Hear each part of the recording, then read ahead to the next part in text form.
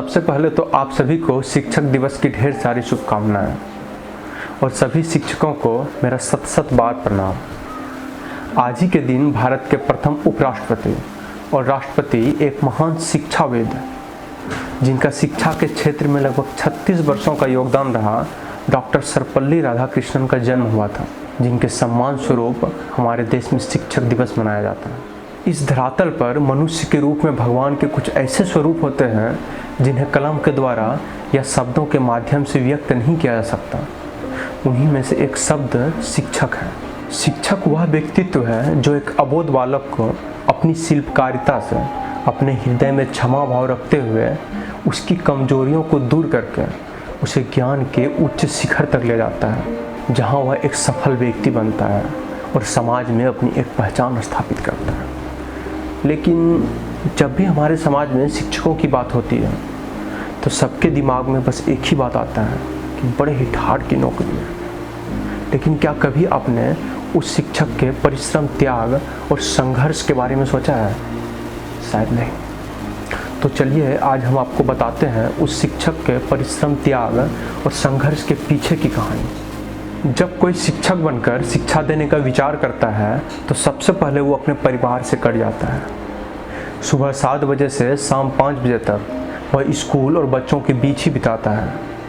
एक शिक्षक दिन भर में उतने फैसले करता है जितने कि जज अपने जीवन काल में नहीं कर पाता। उदाहरण के तौर पर बच्चों की शिकायतें और उस पर दिए गए त्वरित निर्णय। शिक्षक के त्याग और विचार की संभावना आप इसी बात से लगा सकते हैं, अगर क्लास में शिक्षक के स्वयं का पुत्र भी पढ़ता हो और वो पढ़ने में कमज़ोर हो तो वो अपने बच्चे पर विशेष ध्यान नहीं देता, बल्कि पूरी क्लास के बच्चों पर वो जितना ध्यान देता है उतना ही अपने बच्चों पर भी ध्यान देता है। यह सब बातें तो शिक्षक के स्वभाव और उनके कर्तव्य निष्ठा पर हो गया। अब थोड़ा ऐसे इतर भी बात करते हैं शिक्षक और शिक्षा व्यवस्था के ऊपर।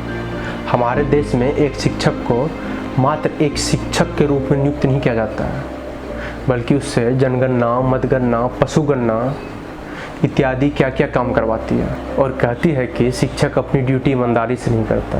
अरे ओ साहब, शिक्षक अपनी ड्यूटी ईमानदारी से कैसे करेगा जब आप उसे शिक्षक के रूप में नियुक्ति करते हैं और एक गणना अधिकारी बना के रख देते हैं। सरकारी स्कूलों की व्यवस्था है तो आपको पता ही है, तो इस पर हम ज़्यादा बात नहीं करेंगे, क्योंकि सरकार बड़े बड़े फंड रिलीज करती है सरकारी स्कूलों के लिए, लेकिन यहाँ पहुँचता क्या है?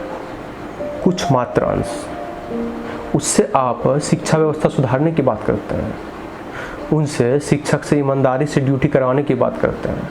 कभी यूपी बिहार के उन शिक्षकों के बारे में सोचिए जो कितनी मेहनत करके, कितनी पढ़ाई करके टेट निकाले हैं, बीएड किए हैं, और आप उन्हें अभी तक नियुक्ति करने में लटकाए हुए हैं। शिक्षा व्यवस्था कहाँ से सुधरेगी साहब, जब कोई लड़का पूरी ज़िंदगी फिजिक्स, केमिस्ट्री या किसी अन्य विषय में उसकी महारत हासिल करता है और आप उनसे सारे विषय पढ़ाने को कहते हैं, बच्चे को भेड़ की तरह हकवाते हैं, तो कहाँ से सुधरेगी शिक्षा व्यवस्था? या तो शिक्षक को मतगणना अधिकारी बनाकर छोड़ दीजिए, या फिर शिक्षक को शिक्षक का दर्जा दीजिए, जो कि आपसे होने से रहा, क्योंकि ये तो आपके डीएनए में है नहीं। कभी आपने सोचा है उस युवक या युवती के बारे में जो ग्रेजुएशन, पोस्ट ग्रेजुएशन और बीएड के बाद सीसेट निकालकर आपकी भर्तियों का इंतज़ार करता है और मजबूर होकर अपने घर परिवार चलाने के लिए कोई प्राइवेट संस्था में जाकर पढ़ाना पड़ता है? मगर आपको तो यह दिखेगा नहीं और ना ही हमारे समाज को यह दिखता है। तो कृपया शिक्षक को इस नज़रिए से मत देखिए कि 20,000 रुपया वेतन है तो बहुत ही थर्ड जिंदगी जीता है।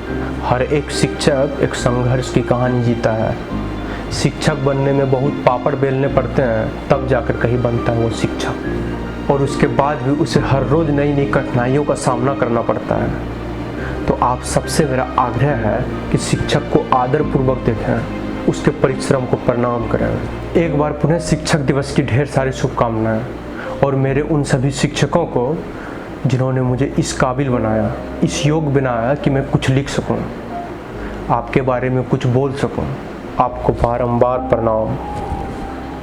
जय हिंद, जय भारत।